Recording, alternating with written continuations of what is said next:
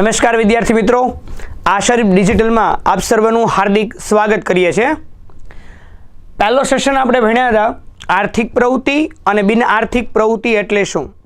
ત્યારબાદ આપણે session number 2 માં આર્થિક પ્રવૃત્તિ અને બિન આર્થિક પ્રવૃત્તિ અને ધંધો અને એમની લાક્ષણિકતા આપણે સમજવાના છીએ। ચાલો સમજીએ।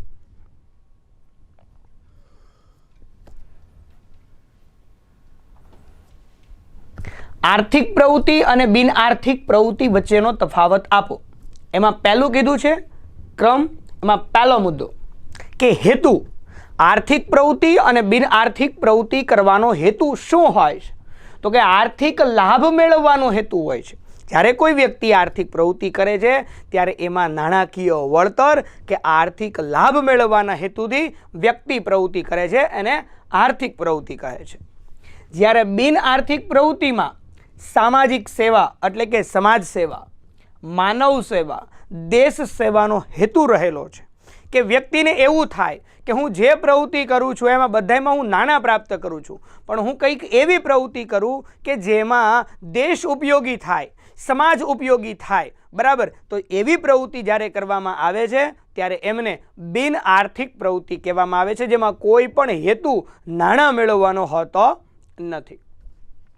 त्यारबाद मुद्दा नंबर 2 अपेक्षा, एक्सपेक्टेशन, इच्छाओ के व्यक्ति ज्यारे आर्थिक प्रवृत्ति करे छे त्यारे एने शुं मेळववानी इच्छा होय छे। तो अहींया कीधुं छे के व्यक्ति ज्यारे आर्थिक प्रवृत्ति करे त्यारे नफो, पगार, फी अने महत्तम संपत्ति मेळववानी अपेक्षा होय छे के हूँ जे प्रवृत्ति करूँ छुं ने एमां मने नफो मळे, मने पगार मळे के मारी संपत्ति जे छे ए आटली थवी ज जोईए, એટલે કે વધુમાં વધુ આટલી તો સંપત્તિ થવી જ જોઈએ, આવો હેતુ હોય છે।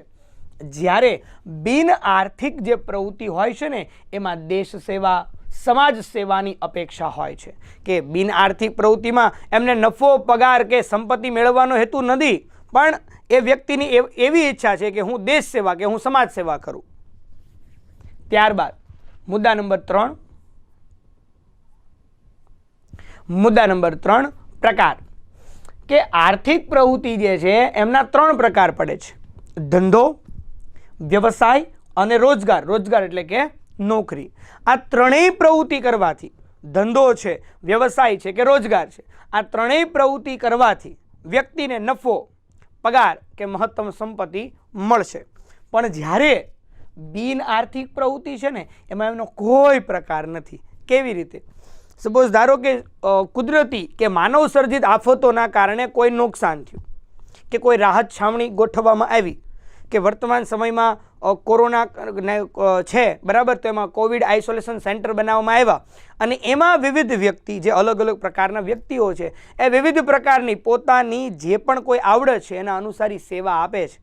तो ये सेवानो खरेखर कोई प्रकार नहीं। तमे कोई पण प्रकारनी सेवा तमे करी शको, तमारुं जे प्रोफेशनल होय ए प्रमाणनी पण सेवा तमे करी शको छो अने बाकी अन्य पण सेवा तमे करी शको छो। એટલે કીધું છે કે બિન આર્થિક પ્રવૃત્તિનો અહીંયા કોઈ પણ પ્રકાર નથી। અને લાસ્ટમાં છેલ્લો મુદ્દો કે જોખમ અને અનિશ્ચિતતા, કે જ્યારે તમે ધંધો, વ્યવસાય કે રોજગાર કરો છો ત્યારે એમાં કુદરતી અને માનવ સર્જિત જોખમો રહેલા છે।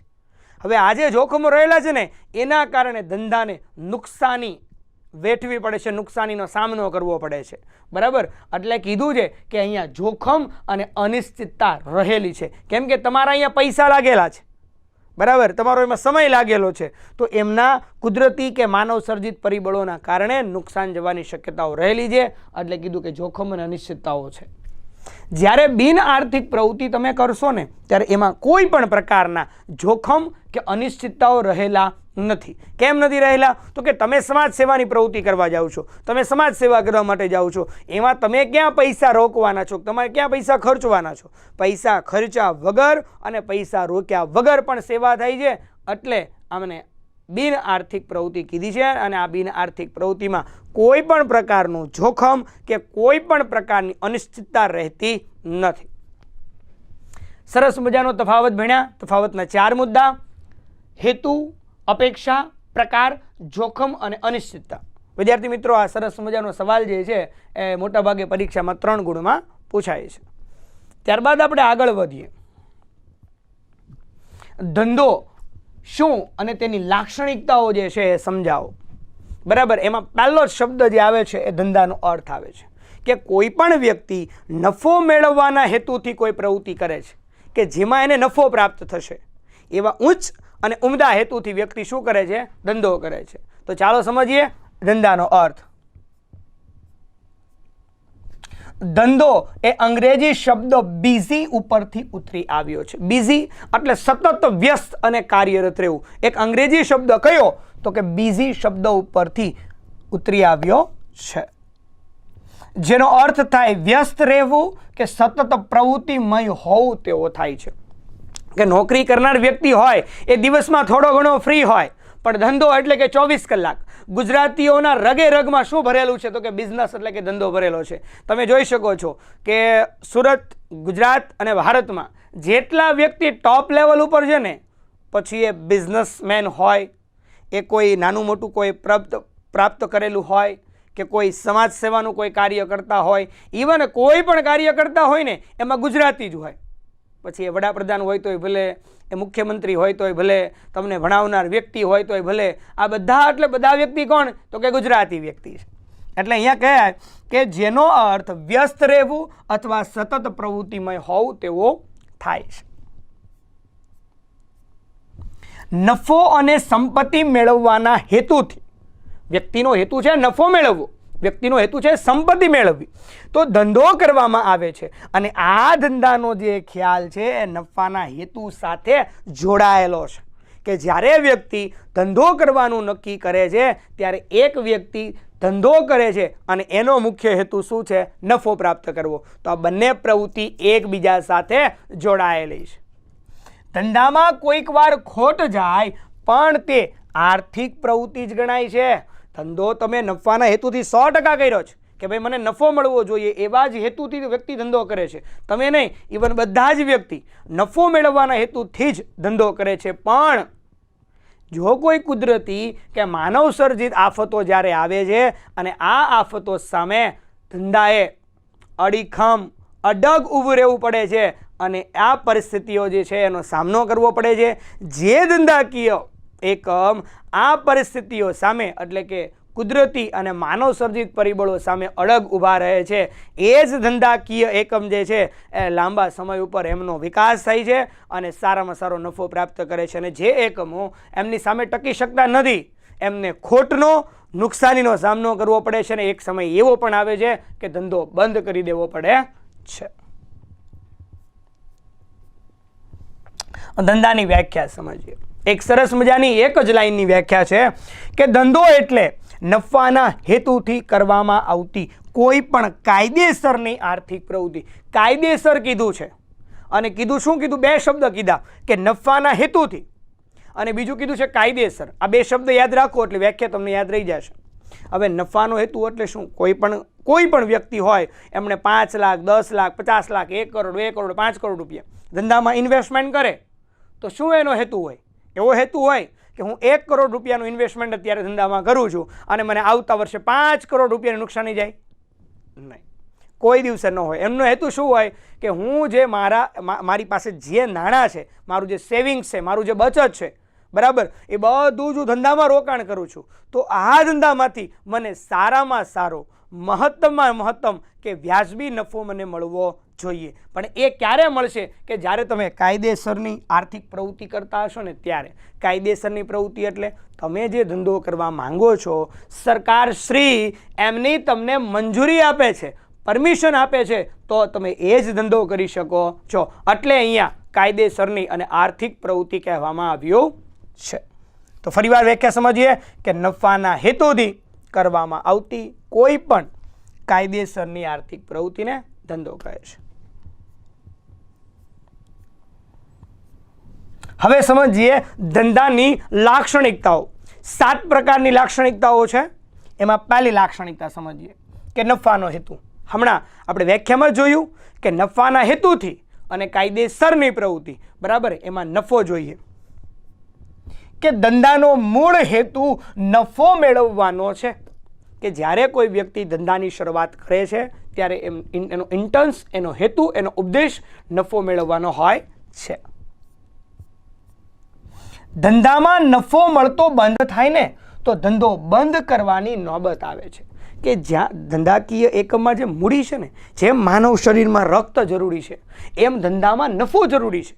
જો ધંધામાંથી નફો મળતો બંધ થાય તો એવી પણ પરિસ્થિતિ આવે કે ધંધાને બંધ કરવો પડે છે.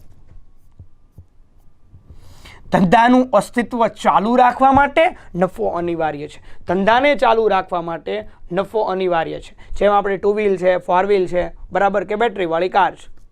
તો 2 વ્હીલ છે કે 4 વ્હીલ છે એમાં પેટ્રોલ, ડીઝલ કે સીએનજી ચાલે છે, બરાબર. ચાલક બળ શું છે? પેટ્રોલ, ડીઝલ કે ગેસ, બરાબર. અને બેટરીવાળી કાર ચાલતી હોય તો એમાંથી પાવર. જો એ ન હોય તો એ ચાલી શકે? ન ચાલી શકે. એમ અહીંયા કીધું છે કે ધંધાનું અસ્તિત્વ ચાલુ રાખવા માટે નફો અનિવાર્ય છે. ઓલું કહેવાય ને, આપણે સરસ મજાનું તમે એક ગીત જોયું હશે કે જીતની ચાબી ભરી રામને ઉતના ચલે ખિલોના, હસતે હસતે રોના શીખો, રોતે રોતે હસતા શીખો, બરાબર. એમ અહીંયા અસ્તિત્વ ચાલુ રાખવું હોય ને ધંધાનું તો નફો જરૂરી છે. નફો હશે તો ધંધો ચાલશે. અહીંયા કીધું કે વસ્તુની પડતર કિંમત કરતાં વધુ કિંમતે વેચવામાં આવે ને એટલે નફો થાય. તમે કોઈ વસ્તુ બનાવો છો, ઘરે ઉત્પાદન કરો છો અથવા કંપનીમાં કે ફેક્ટરીમાં બનાવો છો, તો એ જે વસ્તુ છે એ વસ્તુ સપોઝ ધારો કે તમારે 1000 રૂપિયાની બની, તો તમે એમાં 200 કે 300 રૂપિયા તમારો નફો એડ કરશો અને પછી એને શું કરશો? વેચશો, બરાબર. તો અહીંયા શું કીધું? પડતર કિંમત. હવે પડતર કિંમત તમને ખબર હોવી જોઈએ. પડતર કિંમત એટલે શું?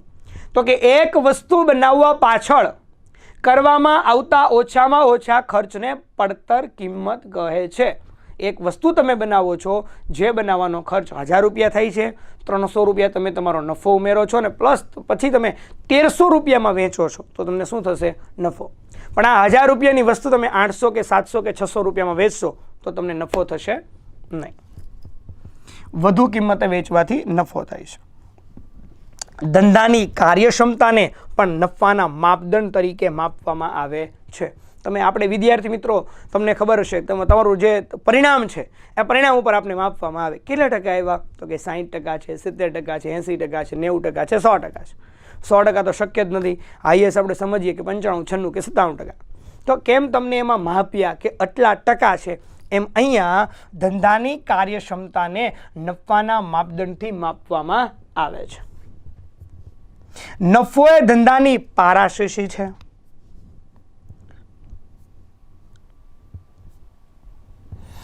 મુદ્દા નંબર 2, વસ્તુ અને સેવાનો વિનિમય.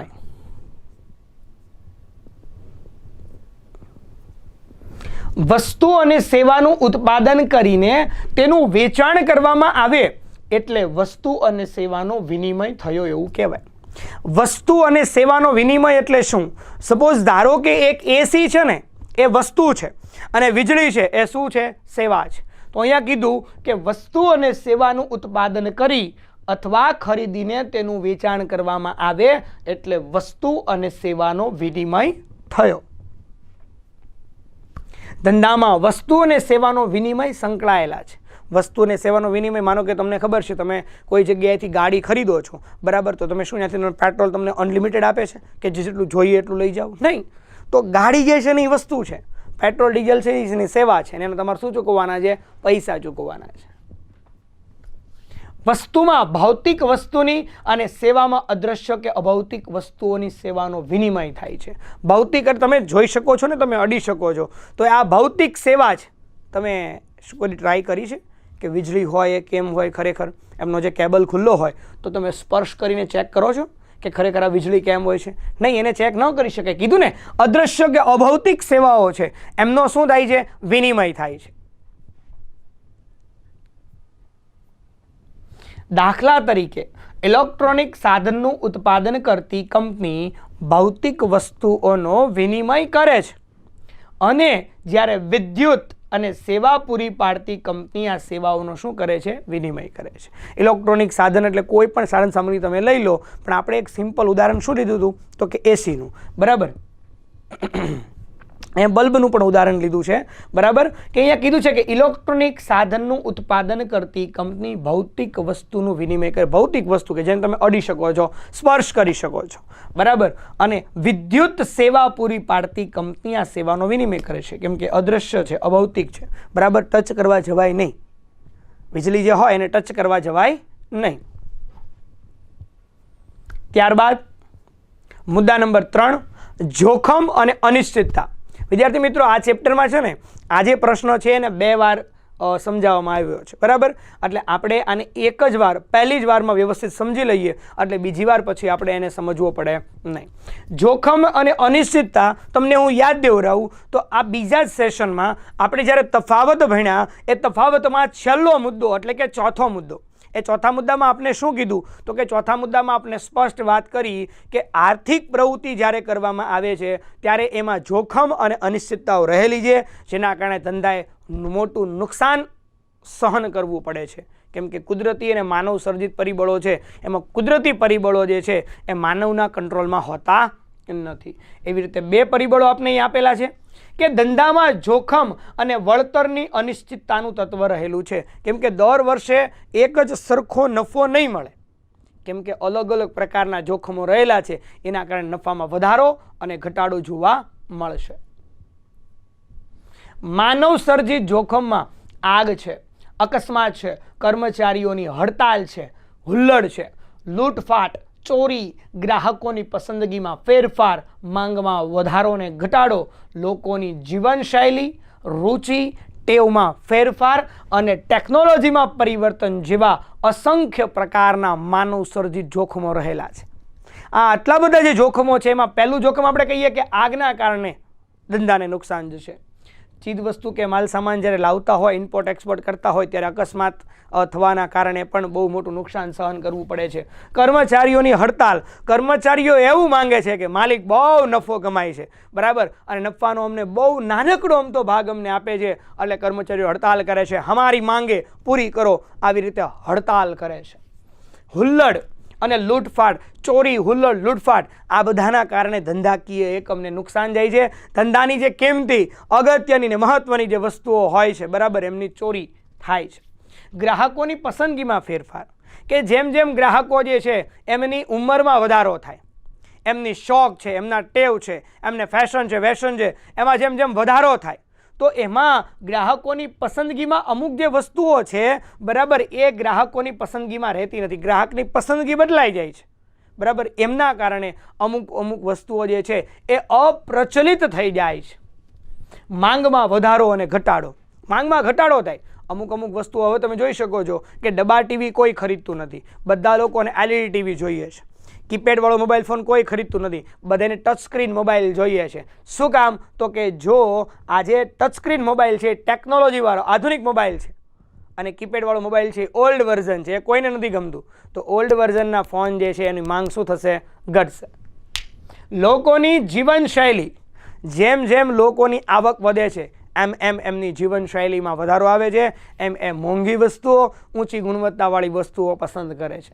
રુચિ એટલે કે રસમાં પણ જો ફેરફાર થાય, અમુક વસ્તુ ખરીદવા પ્રત્યેનો રસ ન રહે, રુચિ ન રહે, અભિરુચિ ન રહે તો પણ વસ્તુ અપ્રચલિત થાય છે.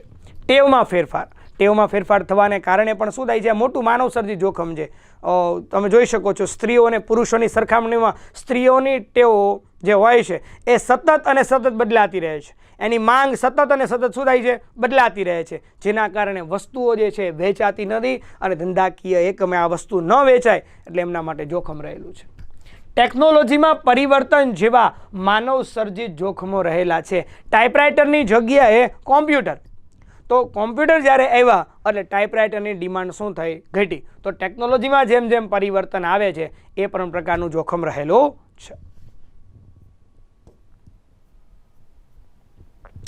કુદરતી જોખમોની આપણે વાત કરીએ. માનવ સર્જિત જોખમો આપણે જોયા. જોખમના 2 પ્રકાર, કુદરતી જોખમ, માનવ સર્જિત જોખમ. એમાં કુદરતી જોખમમાં સુનામી છે, ધરતીકંપ છે, વાવાઝોડું તવખતે હમણાં આવ્યું હતું અને તમે જોયું પણ હશે કે ગામડાઓમાં કેટલી બધી નુકસાનીઓ ગઈ છે. તો આ વાવાઝોડું છે, ધરતીકંપ છે, સુનામી છે, આવા જેવા કુદરતી જોખમો રહેલા છે અને આ જોખમો ધંધાની આવક ઉપર વિપરીત અસર કરે છે. વિપરીત અસર એટલે કે જે આપણી ધારણા અને અપેક્ષા બહારની જે પરિબળો આવે છે એના કારણે ધંધો બંધ કરવો પડે છે. એટલા દિવસ ધંધો બંધ રહી છે. આપણે જે ટાર્ગેટ મૂક્યા હોય છે કે મને એટલા 1 મહિનામાં આટલી આવક, 3 મહિનામાં આટલી આવક, 6 મહિનામાં આટલી આવક, એ આવક આપને મળતી નથી અને એ આવક મળતી બંધ થાય છે એટલે પરિણામે ધંધાને નુકસાન જાય છે. અમુક પરિસ્થિતિઓમાં તો ધંધો બંધ કરવાની પણ નોબત આવે છે. વિવિધ પ્રકારના જોખમોને કારણે ધંધા દ્વારા મળતું વળતર અનિશ્ચિત બને છે. અનિશ્ચિત એટલે ફિક્સ વળતર આપને મળતું નથી અને આ ધંધાનો હેતુ નફાનો હોવા છતાં જોખમને કારણે કોઈક વાર ધંધામાં નુકસાન પણ થાય છે. આપણો મુખ્ય હેતુ શું હતો? તો કે ભાઈ મને નફો મળે. ધંધો નફાના હેતુથી જ શરૂ કરવામાં આવ્યો હતો, પણ આ નફાના હેતુથી શરૂ કરવામાં આવેલું એકમ કે ધંધામાં નુકસાનીનો સામનો સહન કરવો પડે છે.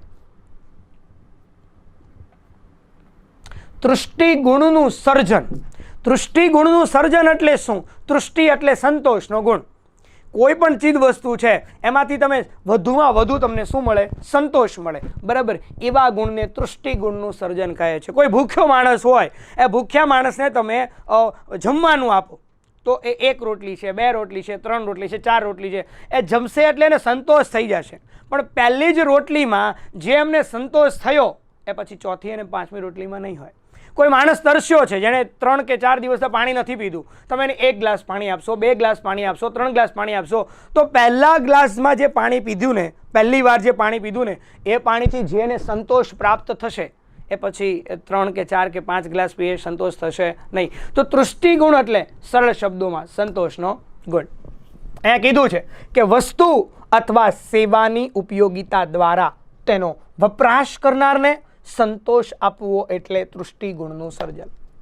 વસ્તુ અને સેવાની ઉપયોગિતા દ્વારા. સપોઝ ધારો કે તમે મોબાઈલ ફોનમાં સરસ મજાની 2 કલાક, 3 કલાક, 5 કલાક ગેમ રમો છો, તો એમાં તમને મજા આવે છે. એ જે મજા આવે છે ને એ સંતોષનો ગુણ છે. તો વસ્તુ અથવા સેવાની ઉપયોગિતા દ્વારા વપરાશ કરનારને સંતોષ આપવો એટલે તૃષ્ટિગુણનું સર્જન. તૃષ્ટિગુણના 3 પ્રકારો પડે છે. 3 પ્રકાર. એમાં પહેલું છે સ્વરૂપ, સ્થળ અને સમય. એમ 3 રીતે તૃષ્ટિગુણનું સર્જન થાય છે. કાચા માલનું તૈયાર માલમાં રૂપાંતર થાય. કપાસ છે એમાંથી કાપડ બને, તો કાચા માલનું તૈયાર માલમાં રૂપાંતર થાય, તેને વપરાશ યોગ્ય બનાવવામાં આવે એટલે સ્વરૂપ તૃષ્ટિગુણનું સર્જન થયું. કાપડ છે, કપાસ છે, એમાંથી કાપડ બન્યું, કાપડને કલર કામ કર્યું, એના ઉપર ડિઝાઇન થઈ, તો આ શું થયું? તો કે સ્વરૂપ તૃષ્ટિગુણ. માલના ઉત્પાદનના સ્થળેથી ઉપભોક્તા પ્રિય ઉપભોક્તા એટલે કે ગ્રાહક, શબ્દ યાદ રાખજો. માલના ઉત્પાદનના સ્થળેથી ઉપભોક્તાના સ્થળ સુધી લઈ જવામાં આવે એટલે સ્થળ તૃષ્ટિગુણનું સર્જન થયું. બરાબર, એટલે ચીજ વસ્તુ અને માલ સામાનનું ઉત્પાદન થયું. સપોઝ ધારો કે કાપડ તૈયાર થઈ ગયું. આ કાપડ તૈયાર થઈ ગયું અને ગ્રાહકના ઘર સુધી જ્યારે આ કાપડ પહોંચાડવામાં આવશે ત્યારે આને કહેવાશે સ્થળ તૃષ્ટિગુણ.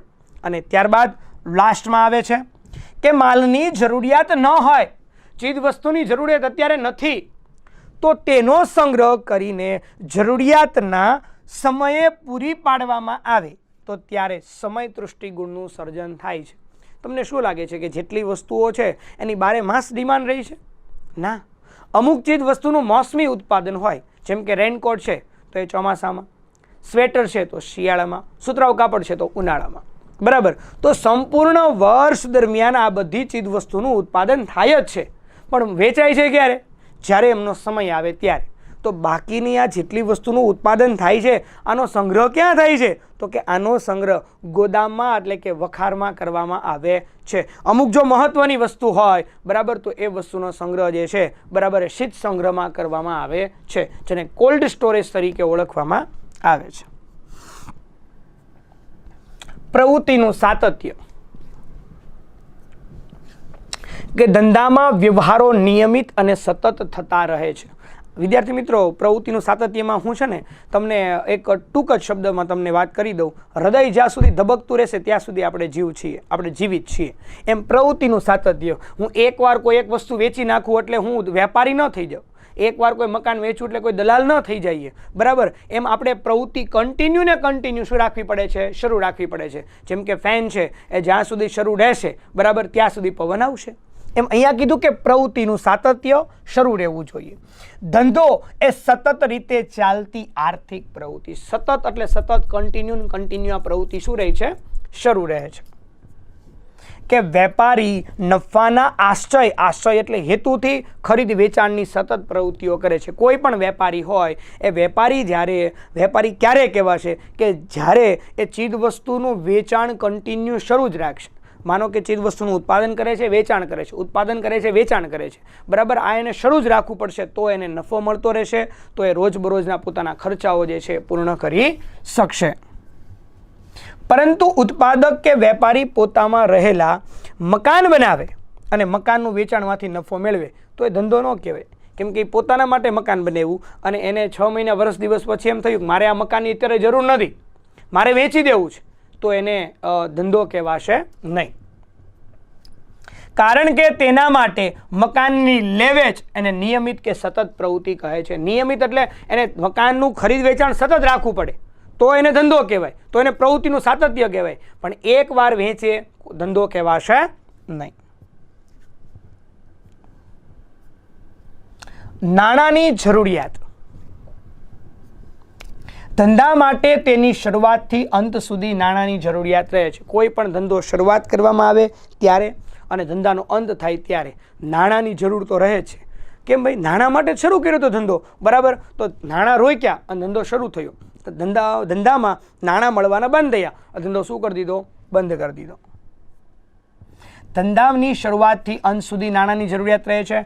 ફેક્ટરીમાં કાચા માલમાંથી તૈયાર માલનું ઉત્પાદન કરવા, વેપારીને માલ ખરીદવા નાણાંની જરૂરિયાત રહે છે. 6M ની વાત કરીએ, man, money, market, method, material, machinery. આ બધું એટલે બધી જ વસ્તુઓ માટે તમારે શું જોઈએ? નાણાં જોઈએ. ફરીવાર, man, money, market, method, material, machinery માટે શું જોઈએ છે? નાણાં જોઈએ છે. એ પછી કાચો માલ સામાન ખરીદવું હોય, યંત્રો ખરીદવા હોય, કર્મચારીનો પગાર ચૂકવવો હોય, આ બધા જ માટે શું જરૂરી છે? નાણાં જરૂરી છે. અને છેલ્લો મુદ્દો છે આર્થિક પ્રવૃત્તિ. જો આ મુદ્દો હું ન ભણાવું ને તો પણ ચાલે. પૂછો કેમ? તો કે પહેલા સેશનમાં આપણે જે 2 સવાલો ભણ્યા એમાં એક સવાલ હતો આર્થિક પ્રવૃત્તિ અને એનું ઉદાહરણ, બિનઆર્થિક પ્રવૃત્તિને ઉદાહરણ. સેશન નંબર 2માં આપણે જે તફાવત ભણ્યા એમાં પણ પહેલું હતું આર્થિક પ્રવૃત્તિ અને બીજું હતું બિનઆર્થિક પ્રવૃત્તિનો તફાવત. પણ છતાં આપણે સમજી લઈએ, એક જ લાઈન છે કે ધંધો એ નાણાંના ઉપાર્જન દ્વારા નક્કી મેળવવાના હેતુથી કરવામાં આવતી આર્થિક પ્રવૃત્તિનો એક ભાગ છે. કે જ્યારે કોઈ વ્યક્તિ ધંધાની શરૂઆત કરે ત્યારે એનો મુખ્ય હેતુ એક નફો મેળવવાનો હોય, આર્થિક ઉપાર્જનનો હોય છે, તો ત્યારે એમને આર્થિક પ્રવૃત્તિ તરીકે ઓળખવામાં આવે છે. આશા રાખું છું વિદ્યાર્થી મિત્રો કે આપને આ જે પ્રશ્ન જે છે એ સમજાણો હશે. અસ્તુ, આભાર, થેન્ક યુ.